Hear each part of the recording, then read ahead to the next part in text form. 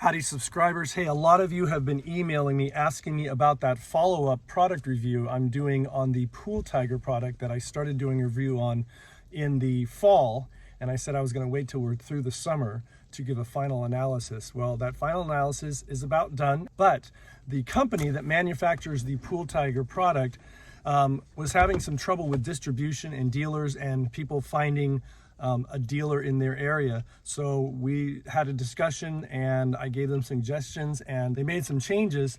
So you will be able to actually order that Pool Tiger directly from them on their website. So you won't have to go seeking out a distributor or somebody or a dealer in your area. So it's going to make the whole process more streamlined, convenient, and easy for you.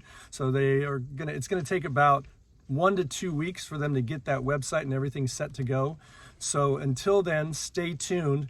Turn on your notifications for this channel, for my channel Pool School, so that when I put that follow-up analysis out, you can get it and not miss it. So please stay tuned, and thanks for your patience.